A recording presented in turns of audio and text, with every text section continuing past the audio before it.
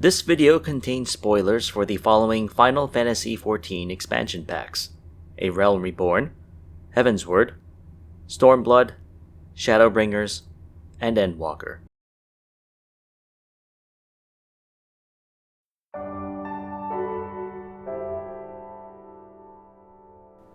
At last, peace has come to our star. The fires of war have guttered out. Doma is free. The Garlean Empire is no more, its armies scattered, its power humbled. The final days have been averted, thanks to the indomitable will and courage of all, not least of whom are great heroes, the scions of the Seventh Dawn. With our doom averted and swords turning to plowshares, we can now sit about to rebuild that which we have lost. I am Shiiki, son of Shiiki of the Kokoshi clan, and proud son of Doma.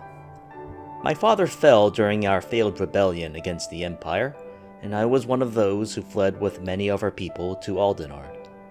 Many of my Doman brothers and sisters have opted to return to the east upon hearing of our nation's freedom. But for myself, I have decided to stay a little while longer here in Eorzea, in large part because there is so much more to see and learn in this wondrous realm. In truth, I think many of us of Othard knew little and less about the peoples of Aldenard. We might have heard the name Eorzea muttered by passing merchants and scholars of geography, but who in Yanxia can truly say they are familiar with it? Any one of us could close our eyes and picture with perfect clarity the murmur of the one river under a clear sky, shrouded in the damp morning mist. But could we do the same for the golden sands of Thanalan, the unending greenery of Gridania, the salt-laced winds of Limsa-Lominsa? We know so little of the Eorzeans, yet we owe much to them. The Warrior of Light, and the Scions of the Seventh Dawn in particular, but also the realm that gave rise to them. They offered us the hand of friendship when Doma was at its lowest, and they shed their blood gladly to ensure the safety of our star. And so, in gratitude to our new friends from afar, I would tell you the tale of Eorzea. In time, should I travel further afield, I hope to tell you as well of the star we inhabit and cherish. As I tell these tales, I will do my utmost to tell the truth as I see it. Where I see beauty, I will speak of it. Where I see ugliness, I will speak of it also. The casts of my stories may protest where I shed light upon the less pleasant aspects of their lands, but the kami do not look fondly upon those whose mouths render false that which their eyes see. Now then, hearken to me, my friends, and I will tell you all that I have found of Eorzea, from its highest to its lowest, from its darkest to its brightest, this land embraced by the gods. There is a tale that goes like this. Once upon a time, there were 3 brothers, Ilsabard the oldest, Othard the second oldest, and Aldenard the youngest. At first, none were closer than these 3, for their hearts were filled with naught but love for one another. But Aldenard was blessed with bounties and riches beyond what his brothers had, and in time the older brother's love for their youngest soured into a jealous hate, a hatred that festered, until one day, Ilsabard and Othard broke away from Aldenard in a fit of violence. Aldenard desperately grasped at his fleeing brothers, hoping to bring them back into the warm embrace they once shared. But, alas, he could but hold on to his brother's coattail as Ilsabard left. An intriguing story to explain why the 3 great continents are arranged the way they are, though it is unclear whether the lands of Ilsabard, Othard, and Aldenard were ever so clustered together.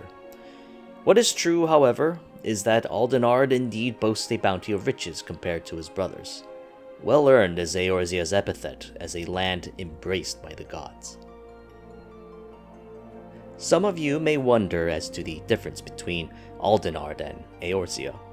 An understandable confusion, since to the layperson, the terms seem practically interchangeable. The difference is thus. Aldenard refers to the westernmost landmass of the three great continents, separated from Ilsabard by the easternmost peaks of the Abalathia Spine mountain range. Eorzea, meanwhile, encompasses the mainland of Aldenard, as well as its various nearby islands, the foremost of which is surely Vilbrand off the western coast. You may think of Aldenard as simply the geographic entity, while Eorzea refers to the cultural spheres of the peoples living in and around that continent. Like our own Othard, Eorzea is blessed with a great variety of climes. The southern regions of Thanalan are dry and dusty, filled with endless dunes of golden sand. In the very center of the continent is Mordona, once home to the Silver-Tear Lake, but now a desolate realm of crystal. Go east from there, and you will find the Twelveswood, also known as the Black Shroud, a forest deeper and greater than any I have ever seen.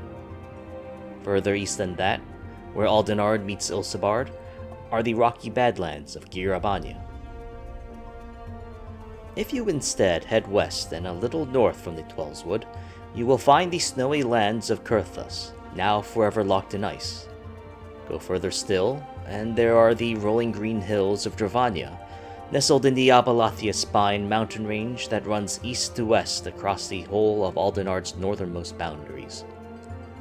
And should you instead cross the Strait of Marathor, on the continent's western coast, you will likely run aground upon the great Isle of Vilbrand, encompassing the regions of La Noscia and Great Mount Ogumoro. The myriad peoples there are no less diverse. Traditionally, the Eorzeans divided the denizens of the realm into two, the five races, and those that the five races have labeled Beast Men. Some peoples there are quite familiar to us Othardians. Eorzea boasts Hyur and Rogadan populations aplenty, and it is not impossible to find the occasional Viera, Alra, and Hrothgar. Other peoples less familiar to us, such as the diminutive Lalafell, the Kuro-like Mikote, and the tall Elazin, also reside in Eorzea's lands. It is these peoples that dominate the various city-states dotting the realm. But the five races are not the only spoken races who call Eorzea home. Of the so-called beast tribes, there are 11. The Amalja of Pagalthan, the Ixal of Zelfatol, the Kobolds of Ogumoro, the Sahagan of the Indigo Deep, the Sylphs of the Twelveswood, the furtive Mughals found in the Black Shroud and Dravania, the nomadic goblins and Kikirn, the Vanu Vanu of the Sea of Clouds, the Noth of the Dravanian Forelands, the Mamulja who emigrated from distant Tural, and the Ananta of Girabania. Each of these tribes are nations unto themselves, save for perhaps the Mamulja, many of whom migrated from their own nations in Tural far, far to the west. These peoples, disparagingly called beastmen by the five races, owe no Eorzean city-state their allegiance, and until quite recently, most of them were relatively insular and on hostile terms against most outsiders. Many of them also conducted little to no trade with those beyond Eorzea's borders. Thus, to outsiders such as we Domans, the face of Eorzea's political landscape are the city-states, they who form the founding members of the Eorzean alliance that helped save Doma. Of the Eorzean city-states, there are currently 5. Limsa Lominsa in La Noscia, Ul'dah in Thanalan, Gridania in the Twelveswood, Ishgard in Kurthus, and Alamigo in Girabania. Until recently, Alamigo was, of course, under imperial occupation, while a colony of the city of Sharlayan from the Northern Empty also once existed in the Dravanian hinterlands, until its mother city chose to evacuate that colony in its entirety. An Eorzean city-state is a sovereign entity, owing no fealty to another save for those obligations dictated by treaties they each choose to enter. I shall expound upon how each city is governed in further tales, But suffice it to say that not all of Eorzea is ruled by a monarch the way many Othardian nations are. Limsa, to name but one example, chooses a ruler once every 7 years in a competition they call the Trident, and that ruler, the Admiral of Limsa, is given broad, sweeping powers over the city and its surrounds.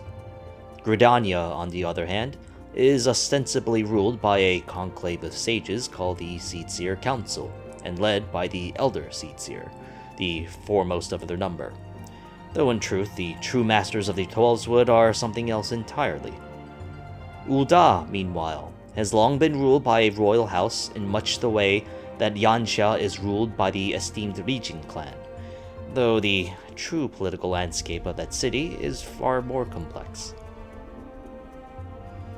Indeed, for all the trade, exchange, and war between them throughout the centuries, no two Eorzean cities are truly alike, not in governance, not in food, not in dress, or in architecture, crafts, methods of war, or outlook on the world at large. Walk down the earthen paths twisting through Gridania. See for yourself the way the people there hold themselves, speak to each other, take in the sounds and sights and tastes in the very air. It is impossible to mistake them for the white rock of Lominsan streets, or the spiced air of Ul'dah markets. Despite these differences, there are some things that unite the myriad denizens of Eorzea, or at least the inhabitants of its city-states. They all speak a common tongue, and use a common system of writing, as well as the commonly recognized coin, the ever-ubiquitous gil. They are further unified in their belief, or at least acknowledgement, of their particular pantheon of deities called the 12, each god governing an aspect of the world and human civilization. Though, once again, Eorzea's cities distinguish themselves from each other in which of the 12 they honor most. Ul'dah, as a nation of traders, is unsurprisingly devoted to Nald Thal, the twin gods of wealth and the afterlife, while it is nigh impossible to separate the very concept of Ishgard from its fervent worship of Halone, the goddess of glaciers and war. One cannot help but wonder if the many conflicts in Eorzea and its long history was rooted in these differences. After all, it was not until Garlemald put its boot upon Alamigo's neck that Eorzea's nations at last unified under one banner, more or less.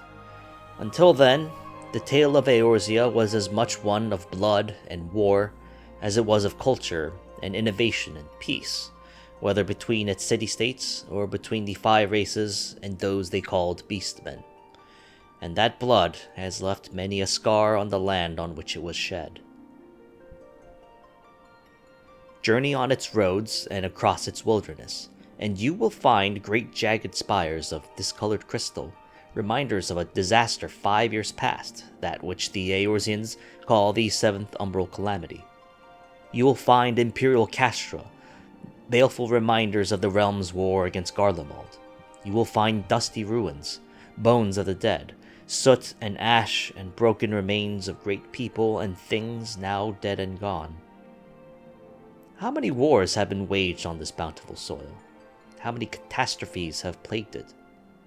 Every so often, no matter where I am in this realm, a person will speak with an air of melancholy about the calamities of yesteryear, of lives lost and dreams crushed 5 years ago.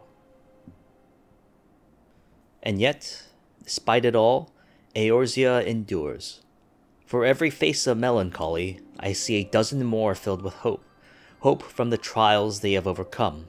Hope for the joys the future will surely bring.